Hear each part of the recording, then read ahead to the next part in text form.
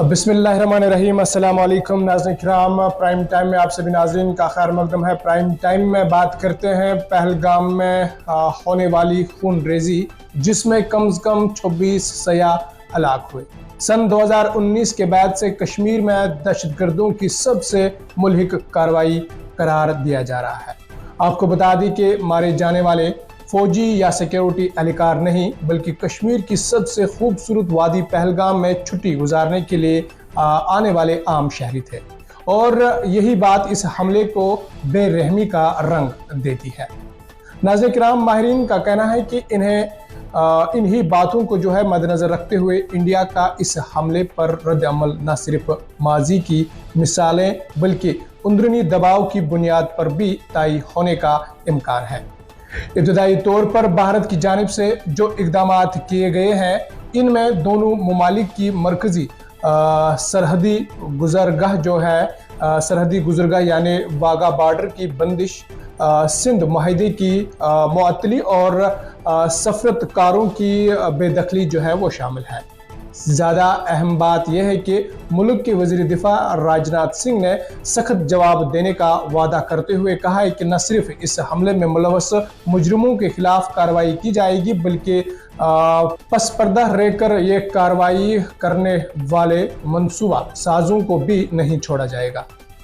तजज़ियाकारों का कहना है कि फिलहाल सवाल ये नहीं है कि क्या भारत की जानिब से कोई रद्द-ए-अमल दिया जाएगा या नहीं, बल्कि ज़्यादा अहम यह है कि ये कब, किस तरह और किस कीमत पर होगा। आपको बता दें कि 2016 और ख़ास तौर पर 2019 के बाद से सरहद पार फ़िज़ाई हमलों की ज़रूरत में जवाबी कार्रवाई की हद मुकर्रर की जा चुकी है। तजज़ियाकारों का मानना है कि इस बार भारत हुकूमत के लिए इससे किसी कम पैमाने की कार्रवाई करना मुश्किल होगा, मगर पाकिस्तान भी मुमकिन तौर पर जवाब देगा, जैसा कि इसने माजी में दिया था। और इस सब में वाहिद खतरा हमेशा की तरह दोनों ममालिक की जानिब से हिसाब किताब का गलत अंदाजा होगा। तजज़ियाकारों का इशारा भारत की जानिब से पाकिस्तान के खिलाफ सन 2016 और सन 2019 में किया गया दो बड़ी सरहद पार जवाबी कार्रवाइयों की तरफ जो है वो था। और याद रहे कि सितंबर 2016 में उड़ी हमले के बाद, जिसमें 19 भारतीय फौजी जो है वो मारे गए थे।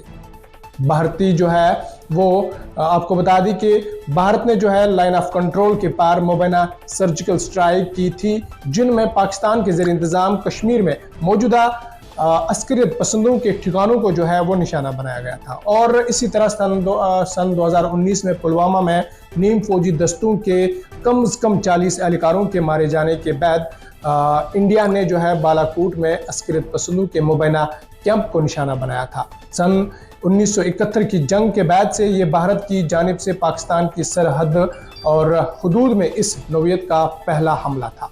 पाकिस्तान की जानिब से इसका जवाब दिया गया और भारतीय विमान को मार गिराया गया, जबकि इंडिया पायलट अभिनंदन को गिरफ्तार कर लिया गया। इस मौके पर फिरकाइन ने ताकत का मुजाहरा तो किया, लेकिन इसके साथ साथ मुकम्मल जंग से जो है वो गुरेज भी किया है।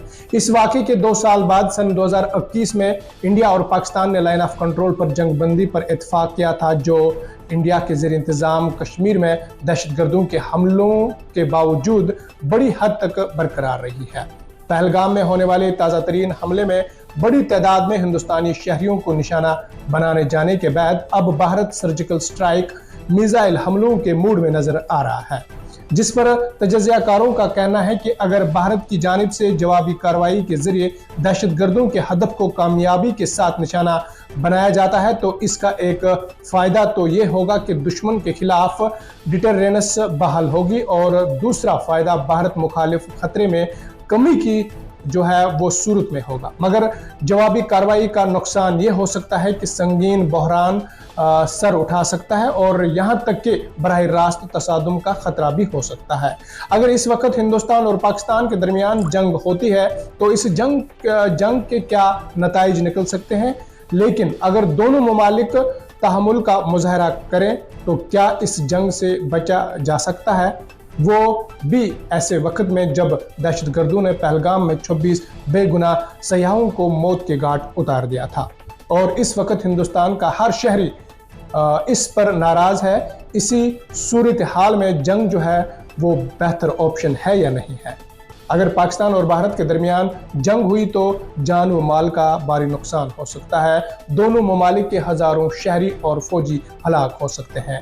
सरहदी इलाकों में बड़े पैमाने पर तबाही और नक़्ल मकानी होगी। पहले ही बहरान का शिकार पाकिस्तान मईशी तौर पर मुकम्मल तौर पर तबाह हो सकता है और हिंदुस्तान की मैशियत को भी भारी नुकसान उठाना पड़ेगा। जंग लंबे अरसे तक जारी रही तो आइटमी हथियारों के इस्तेमाल का खतरा बरकरार रहेगा। ये न सिर्फ जनूबी एशिया बल्कि पूरी दुनिया के लिए तबाहकुन साबित हो सकता है। पाकिस्तान और भारत दोनों के आलमी इमेज जो है उसको नुकसान पहुंचेगा। और आपको बता दें कि जंग एक मुस्तकिल हल नहीं बल्कि फौरी जज्बाती रद्द-अमल हो सकता है। बहुत बहुत शुक्रिया। आज के प्राइम टाइम में इतना ही। अपने मेज़बान फैसल भट्ट को दीजिए इजाज़त इस वादे के साथ हम करते हैं अवाम की बात और कहते हैं सच जिम्मेदारी के साथ। कल होगी आपसे फिर मुलाकात। अल्लाह निगहबान।